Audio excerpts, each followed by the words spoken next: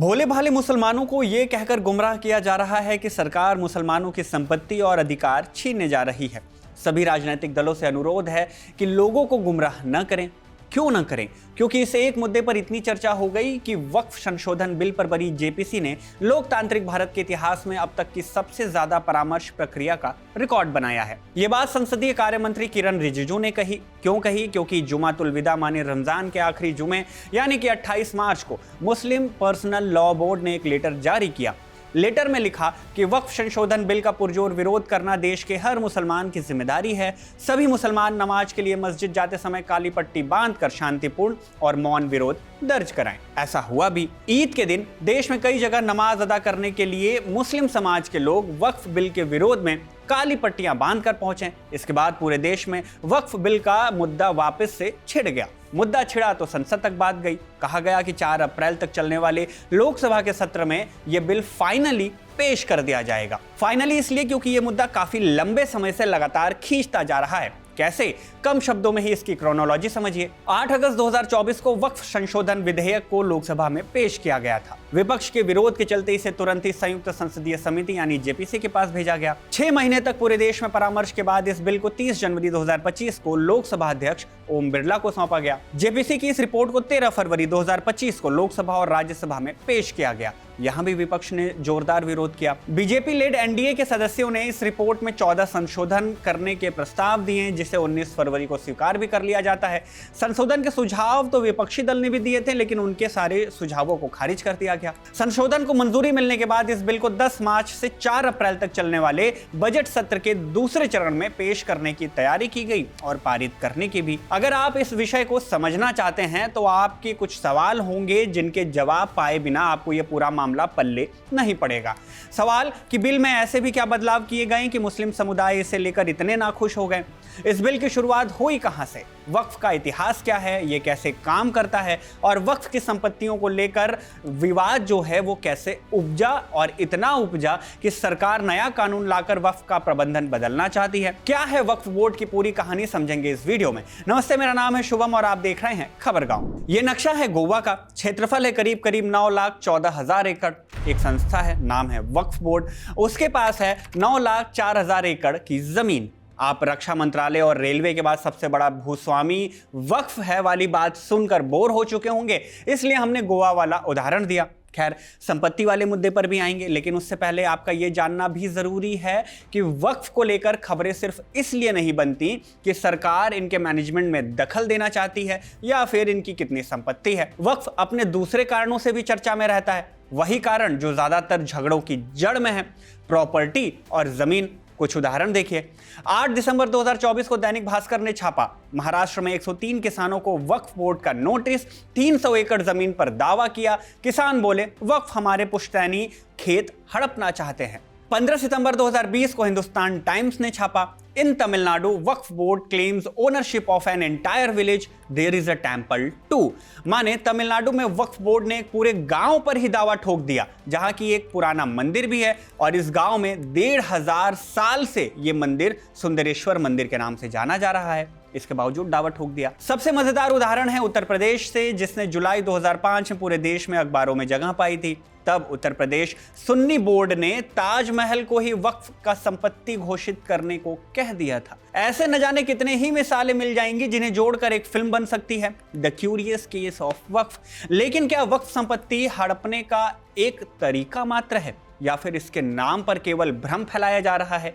यह सब समझने के लिए हमें जानना होगा कि वक्फ होता क्या है और कैसे अस्तित्व में आया। देखिए, वक्फ इस्लाम की एक परंपरा है जिसमें कोई संपत्ति जन कल्याण के लिए दान की जाती है। अरबी भाषा का एक शब्द है वक्फा, जिससे यह उपजा।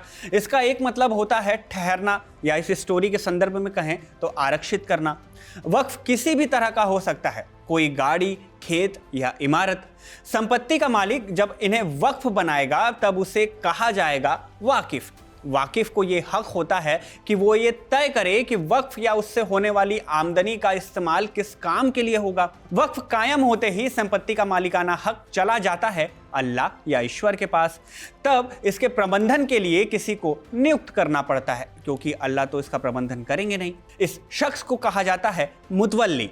मुतवल्ली एक प्रशासक की भूमिका में होता है। वो काम का लेखा जोखा रखता है, संपत्ति का रखरखाव करता है, लेकिन मुतवल्ली न वक्फ को बेच सकता है न किसी को ट्रांसफर कर सकता है। एक और बात है, एक बार वक्फ कायम हो गया तो हमेशा के लिए बरकरार रहता है। खैर, दुनिया में वक्फ के जरिए स्कूल, कॉलेज, कब्रिस्तान, मस्जिदें और शेल्टर होम वगैरह वगैरह बनाए गए हैं। हालांकि ऐसे देश भी आपको मिल जाएंगे जहां वक्फ का सिद्धांत काम ही नहीं करता। भारत सरकार के प्रेस इंफॉर्मेशन ब्यूरो ने सितंबर 2024 में एक एक्सप्लेनर छापा था, जिसमें लिखा था कि इराक, सीरिया और तुर्की में वक्फ संपत्तियां नहीं होती। तो भारत में ये कहां से आ गया? भारत में वक्फ का इतिहास दिल्ली सल्तनत से मिलना शुरू होता है। सुल्तान मुइजुद्दीन समघोर उर्फ मोहम्मद घोरी ने मुल्तान की जामा मस्जिद को 2 गांव दान में दिए थे। तब शेख उल इस्लाम को मुतवल्ली बना दिया गया। दिल्ली सल्तनत के बाद क्रमशः मुस्लिम शासक आते गए और उन्होंने वक्फ कायम किए। आज नजर आने वाली वक्फ संपत्तियों की बड़ी संख्या मुगल शासन के दौरान अस्तित्व में आई थी। पीआईबी ने अपने एक्सप्लेनर में लिखा कि 19वीं सदी में किसी वक्फ संपत्ति का विवाद लंदन के प्रीवी काउंसिल पहुंचा था। काउंसिल में 4 जजों ने मामले को सुना और वक्फ को a perpetuity of worst and most pernicious kind बताया, माने एक बेहद घातक और घटिया व्यवस्था। पीआईबी ने लिखा कि इस दौरान भारत में वक्फ के खात्मे को लेकर बात हुई थी, लेकिन वो अंजाम तक नहीं पहुंची। खैर, अंग्रेज शासन के दौरान आया मुसलमान वक्फ वैलिडेटिंग एक्ट 1913। इससे भारत में वक्फ की व्यवस्था को कानूनी आधार मिल गया। इसके तहत मुस्लिम समुदाय को अपने परिवारों, बच्चों और वारिसों के लिए भी वक्फ कायम करने का हक मिला। सेंट्रल वक्फ काउंसिल की वेबसाइट पर मौजूद इस कानून की कॉपी के मुताबिक यह कानून अलग अलग तरह के वक्फ की वैधता को बल देने के लिए लाया गया था उस दौरान। इसके बाद 1923 में आया द मुसलमान वक्फ एक्ट 1923। इस कानून में वक्फ संपत्तियों के प्रबंधन और अकाउंटिंग की बात की गई कि कितना पैसा आया गया, इसका हिसाब कैसे रखा जाएगा, ऑडिट किया जाएगा और इससे चूकने पर सजा की बात भी इसमें कही गई थी। 1947 में जब भारत पाकिस्तान का बंटवारा हुआ तो काफ़ी संख्या में मुसलमान भारत छोड़कर पाकिस्तान चले गए। बाद में एक कानून के तहत पाकिस्तान जाने वाले इन लोगों की ज़मीनों और संपत्तियों का मालिकाना हक वक्फ को दे दिया गया। ये कानून था वक्फ एक्ट, जिसे साल 1954 में संसद में पास किया गया। इस कानून ने भारत में वक्फ संपत्तियों के केंद्रीय प्रबंधन का रास्ता खोला, माने ढेर सारी संपत्तियों के लिए एक संस्था को बना दिया। 1955 में, यानी कि इस कानून के लागू होने के 1 साल बाद, इस कानून में संशोधन कर हर राज्यों में वक्फ बोर्ड बनाए जाने की बात कही गई।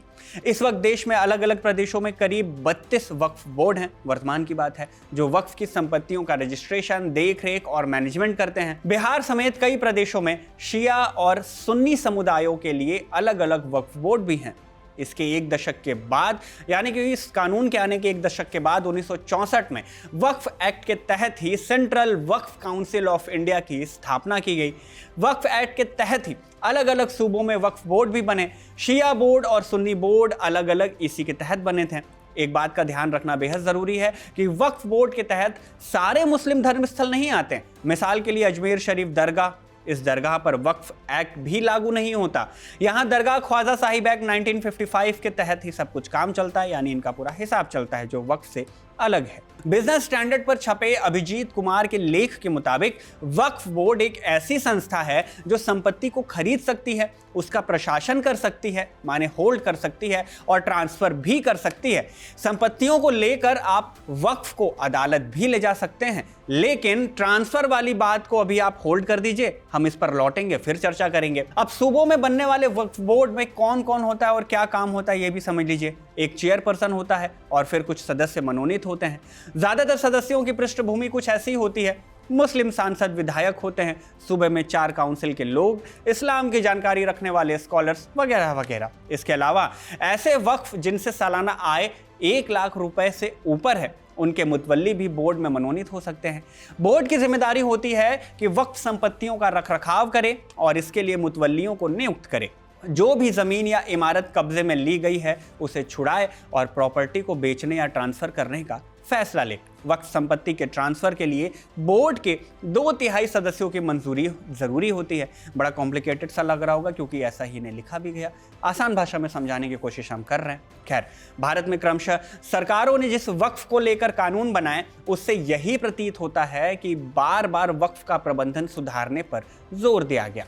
1913 में वक्फ कायम करने का अधिकार मिला और 1923 से प्रबंधन की बात होने लगी। 1954 में केंद्रीयकृत प्रबंधन या सेंट्रलाइज कंट्रोल का सिद्धांत भी आया और 1955 और 1995 से प्रबंधन में कसावट की और जवाबदेही की बात होने लगी। देख रहे हैं आप कब कब कैसे कैसे बदलाव हुए। एक बदलाव और है, जैसे 1995 में आया वक्फ एक्ट न सिर्फ वक्फ बोर्ड और उनकी चीफ एग्जीक्यूटिव ऑफिसर के बीच ताकत को बांटता है, बल्कि यह भी सुनिश्चित करता है कि संपत्तियों का प्रबंधन ठीक से हो। जैसे ये कानून कहता है कि जिन वक्फ संपत्तियों की सालाना आय 5 लाख रुपए से ऊपर है, फिर भी वो अंडर परफॉर्म कर रहे हैं, अपने मकसद को पूरा नहीं कर पा रहे हैं, वहां एग्जीक्यूटिव ऑफिसर नियुक्त किए जाएं। ये रिपोर्ट दिए जाते थे कि इतनी कमाई के बाद भी वो अंडर परफॉर्म कर रहे हैं, तो उस पर कार्रवाई की बात तय की गई थी। इसी कानून के तहत मुतवल्लियों की शक्तियों पर भी अंकुश लगाया गया ताकि संपत्ति पर कब्जा, ट्रांसफर आदि को मुश्किल बनाया जा सके, आसानी से कुछ भी ना हो पाए। इसी कानून के तहत हर तरह के वक्फ को वक्फ बोर्ड के पास पंजीकृत कराना अनिवार्य किया गया। इसी कानून में आपको वक्फ संपत्तियों से अतिक्रमण हटाने की सालाना बजट, ऑडिट और इंस्पेक्शन जैसी बातें मिल जाती हैं। 2013 में 1995 के इस कानून में बदलाव किए गए और वक्फ की संपत्तियों को बेचने, उपहार में देने या ट्रांसफर करने पर रोक लगा दी गई। वक्फ संपत्तियों पर कब्जे के मामले में 2 साल तक की सजा का प्रावधान भी तय किया गया। अभी हमने कहा कि सरकारों ने वक्फ के प्रबंधन को मजबूत बनाने की कोशिश की, लेकिन इस क्रम में ऐसी भी कुछ चीजें हुई जिनकी खूब आलोचना होती है। जैसे वक्फ एक्ट का सेक्शन 40। ये सेक्शन कहता है कि वक्फ बोर्ड किसी संपत्ति पर वक्फ संपत्ति होने का दावा भी कर सकता है, और अगर बोर्ड को लगे कि फला जमीन या इमारत एक वक्फ था जिसका अतिक्रमण हुआ है या इस पर किसी और का कब्जा है, तो ऐसे में बोर्ड नोटिस जारी कर सकता है और बोर्ड ही इस संबंध में जानकारी इकट्ठा भी करता है और बोर्ड ही इस मामले में आदेश भी सुना सकता है। इस आदेश को वक्फ ट्राइब्यूनल में ही चुनौती दी जा सकती है। सामान्य अदालतों में इसकी कोई सुनवाई नहीं होगी। हाँ, आप हाई कोर्ट या सुप्रीम कोर्ट जरूर जा सकते हैं, जो अक्सर सामान्य लोगों के लिए आसान नहीं होता है। सबसे ज्यादा आलोचना इसी सेक्शन की होती है कि वक्फ बोर्ड को लगा कि फलाना संपत्ति वक्फ की है तो मालिक के पास बहुत से रास्ते नहीं बच जाते हैं उस जमीन को बचाने में। खासकर अगर वो साधन संपन्न ना हो तो वो अपनी जमीन बचा भी नहीं सकता जिस पर वक्फ दावा कर रहा हो। खैर, मई 2023 में सुप्रीम कोर्ट ने सलीम मुस्लिम ब्यूरियल ग्राउंड प्रोटेक्शन कमेटी बनाम तमिलनाडु शासन एवं अन्य के मामले में फैसला सुनाते हुए नोटिफिकेशन वाली व्यवस्था पर लगाम लगाई। अदालत ने कहा कि महज एक नोटिस से कोई संपत्ति वक्फ की साबित नहीं होगी। पहले सर्वे के 2 चरण होंगे, दावे आपत्तियों का निराकरण होगा और रिपोर्ट जाएगी राज्य सरकार को, तब सूबे के संबंधित वक्फ को इसकी खबर दी जाएगी। इसी सर्वे में एकत्रित जानकारी के आधार पर तय किया जा सकेगा कि कोई संपत्ति एक वैध वक्फ है या फिर नहीं है। सिर्फ दावे से बात नहीं चलेगी। लेकिन 8 दिसंबर 2023 को राज्यसभा में वक्फ रिपेल बिल 2022 को पेश किया गया। इसके पीछे तर्क दिया गया कि इसका मकसद था कि वक्फ एक्ट को इसी के जैसे पर दूसरे मान्यता प्राप्त धार्मिक संस्थाओं की तरह निकायों के लिए अधिक न्याय संगत बनाया जा सके। मतलब जो एक धर्म के लिए है वो बाकियों के लिए भी बने, इसी तर्क पर यह बात कही गई। 25 नवंबर 2024 से संसद का शीतकालीन सत्र शुरू हुआ था। इस सत्र में चर्चा के लिए 16 बिल लिस्ट किए गए। इनमें से एक था वक्फ संशोधन बिल 2024, जिसे 8 अगस्त को ही पेश किया गया था। इस बिल पर चर्चा करते हुए 9 दिसंबर को संसद में कुछ बातें सामने आई। दरअसल केरल के सीपीआईएम के राज्यसभा सांसद जॉन हैं। इन्होंने मिनिस्ट्री ऑफ माइनॉरिटी अफेयर्स से देश भर में वक्फ संपत्तियों की संख्या, राज्यवार ब्यौरा और गैर कानूनी तरीके से हस्तांतरित की गई वक्फ संपत्तियों का ब्यौरा जानना चाहा। देश में वक्फ संपत्तियों की संख्या बताते हुए किरण रिजिजू ने लिखा कि देश में 8,72,352 अचल और 16,713 चल संपत्तियां वक्फ एक्ट के पास पंजीकृत हैं। वहीं गैर कानूनी तरीके से हस्तांतरित की गई वक्फ संपत्तियों का ब्यौरा देते हुए बताया कि देश में 994 वक्फ प्रॉपर्टीज को अलियनेट घोषित किया गया। अलियनेटेड प्रॉपर्टीज से मतलब उन वक्फ संपत्तियों से है जिन्हें गैर कानूनी तरीके से हस्तांतरित किया गया था या उन पर अतिक्रमण किया गया है। अब वक्फ की संपत्तियों पर अवैध कब्जा कैसे हुआ, इस पर मंत्रालय ने लिखा कि वक्फ अधिनियम की धारा 51(1)(a) में प्रावधान है कि वक्फ संपत्ति की कोई भी बिक्री, उपहार, विनिमय, बंधक या हस्तांतरण शुरू से ही अमान्य होंगे। इसके अलावा वक्फ अधिनियम की धारा 52 में कहा गया कि अगर वक्फ बोर्ड निर्धारित तरीके से कोई जांच करने के बाद ये निर्धारित करता है कि किसी वक्फ संपत्ति को अलग कर दिया गया है तो वो कलेक्टर को एक अनुरोध भेज सकता है जिसके अधिकार क्षेत्र में संपत्ति आती हो, ताकि संपत्ति को अपने कब्जे में लिया जा सके और बोर्ड को सौंप दिया जा सके।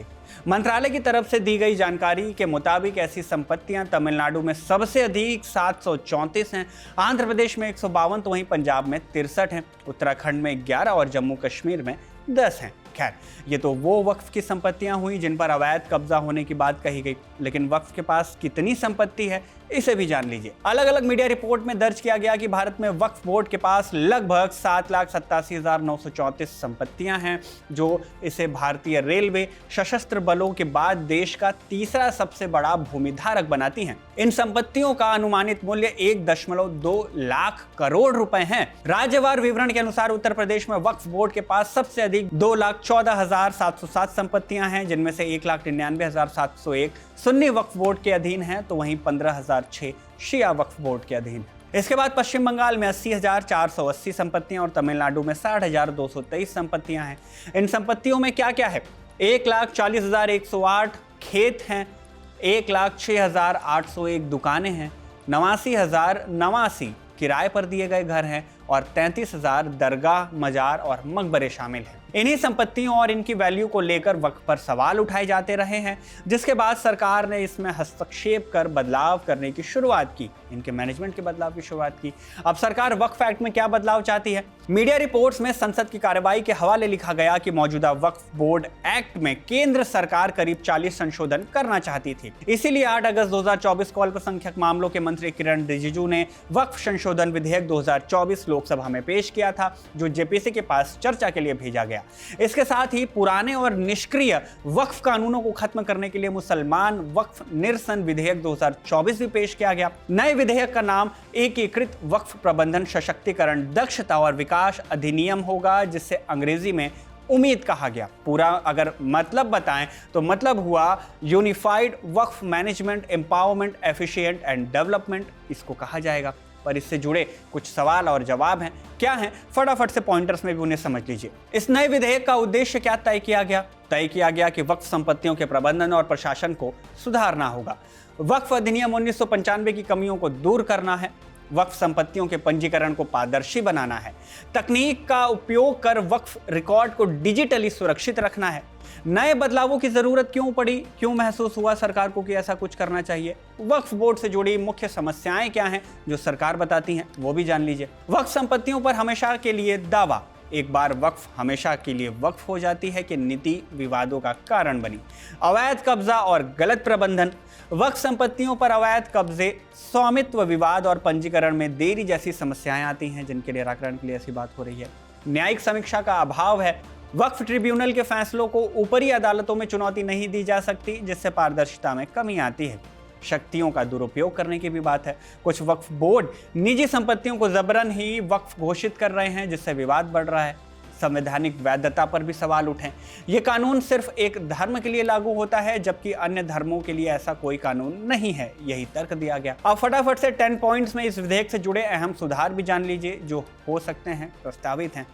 वक्फ से ट्रस्ट को अलग करना होगा। अब किसी भी कानून के तहत बनाए गए मुस्लिम ट्रस्ट को वक्फ नहीं माना जाएगा। इससे ट्रस्ट पर पूरी तरह नियंत्रण बना रहेगा।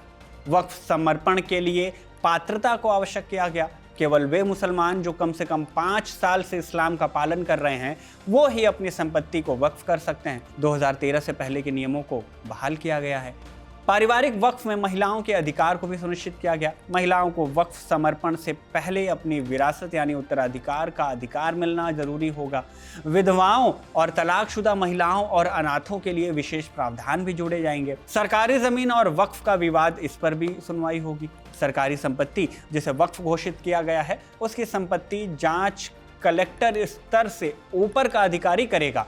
वक्फ ट्रिब्यूनल को मजबूत किया जाएगा ताकि विवादों का समापन जल्दी और सही तरीके से हो सके। वार्षिक योगदान में भी कमी का प्रावधान है। वक्फ संस्थानों को वक्फ बोर्ड में देना पड़ने वाला अनिवार्य योगदान 7% से घटाकर 5% कर दिया गया है। ऐसा संशोधन का प्रस्ताव है।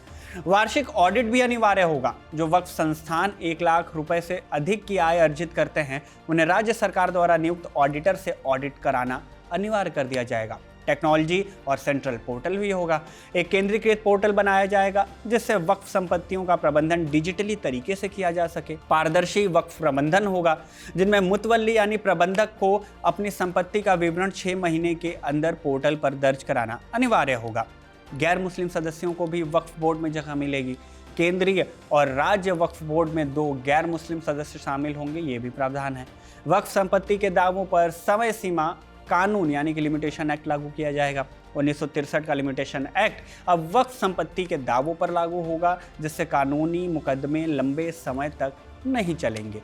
संपत्ति पर मनमाने दावे भी खत्म हो जाएंगे। धारा 40 को हटा दिया गया है, जिससे वक्फ बोर्ड मनमाने ढंग से किसी भी संपत्ति को वक्फ घोषित नहीं कर पाएगा। सबसे ज्यादा विवाद इसी धारा को लेकर हुआ। वक्फ से जुड़ी पूरी जानकारी और सरकारी संस्थाओं से लेकर मीडिया रिपोर्ट्स में दर्ज संसद के गतिविधियों के आधार पर जो भी जानकारी अभी तक सामने आई थी, सब आप तक पहुंचा दी गई है। निष्कर्ष के तौर पर कहा जा रहा है कि ये विधेयक पारदर्शिता, प्रभावी प्रबंधन और वक्फ संपत्तियों की बेहतरी के लिए लाया गया है। वैसे आप इस मुद्दे पर क्या राय रखते हैं, कमेंट करके हमें जरूर बताएं। इस वीडियो में बस इतना ही। धन्यवाद।